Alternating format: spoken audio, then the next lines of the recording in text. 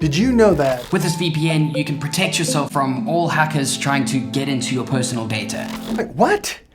Who told you that? That's crazy. Hackers can set up fake access points. They're able to sniff out any important information, steal it, and you get ripped off.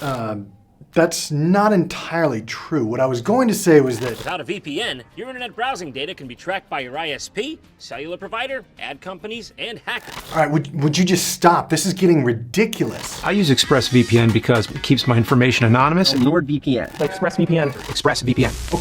Okay, that's enough.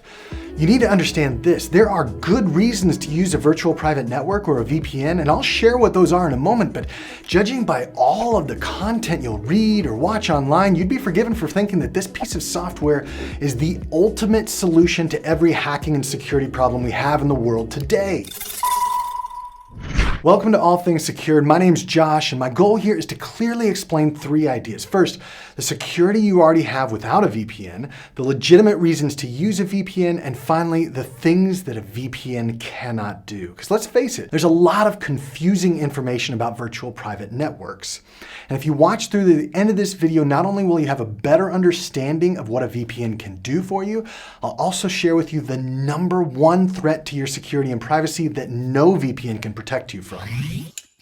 So to help us sift through the truth versus fiction, let me share with you 5 things that are true about your internet connection right now, even if you're not using a VPN.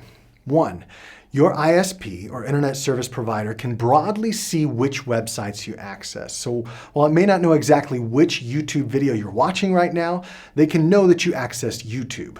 2, HTTPS is now an internet standard. All this military-grade encryption you hear about marketed by tech companies is present in more than 85% of the websites you visit.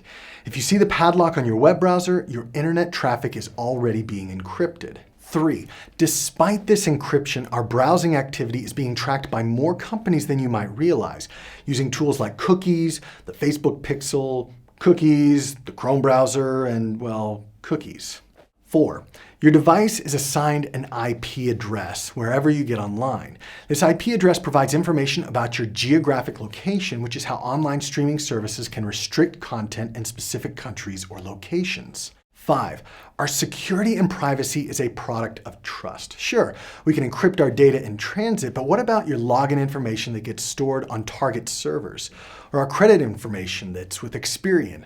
When we give them our data, and sometimes we don't even have a choice, we're trusting that they'll keep it secure, and that's usually not under our control. You have to trust somebody. You're either trusting your ISP, the owner of the Wi-Fi you're using, the Tor nodes, or if you're using a VPN, the VPN company.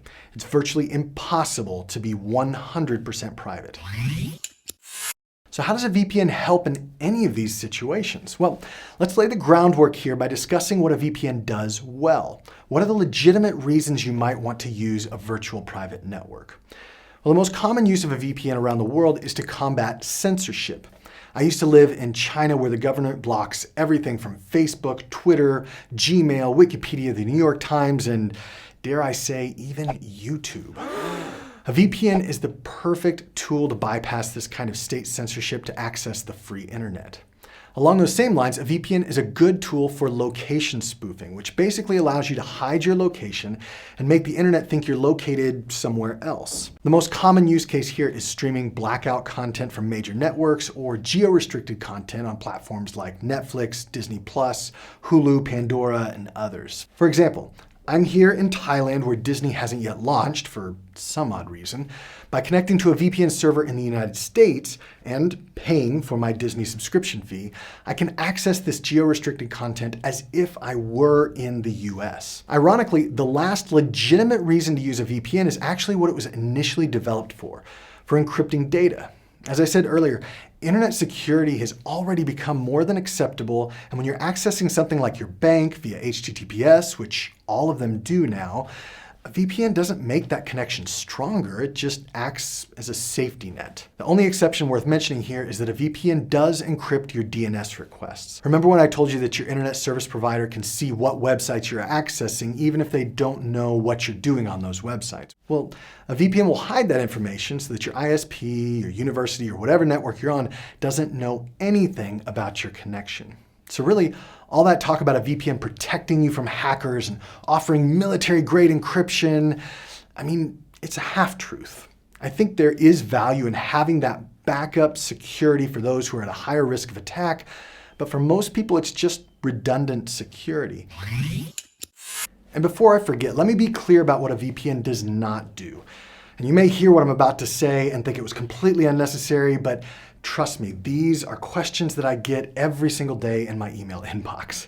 First, a VPN isn't an internet connection. You have to connect to the internet, whether that's on your cellular network, your home network, or public Wi-Fi, and then you connect to a VPN. Second, a VPN isn't a cloak of invisibility that will let you do whatever illegal thing you want to do while you're connected. Every commercial VPN company claims they don't keep activity logs on their users, but they have no accountability to that claim, so don't do it. Finally, a VPN doesn't protect you from viruses and malware. I mean, some providers have that as an additional service, but that's not an inherent feature of a VPN. A VPN is a tunnel that can encrypt every kind of data, including viruses and malware being delivered to your device. And that's the perfect segue to my final point here that I'm glad you've stuck around to hear. As my friend Ron White is known for saying, "You can't fix stupid."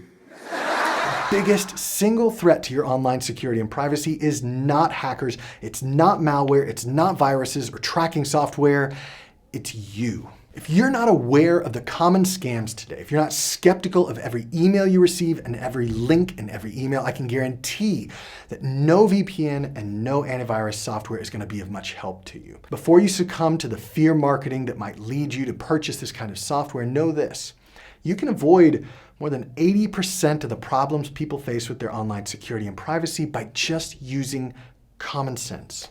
That means things like using better passwords, turning on two-factor authentication, monitoring your credit and identity, and especially being skeptical of every inbound email and phone call that you receive. If you've made it this far, please take a moment to browse through some of the videos that I've linked to in the description below that will help you do all of these things better. Subscribe to this channel if you're interested in more honest, clear explanations of online security topics like this. I hope it's been helpful. Thanks.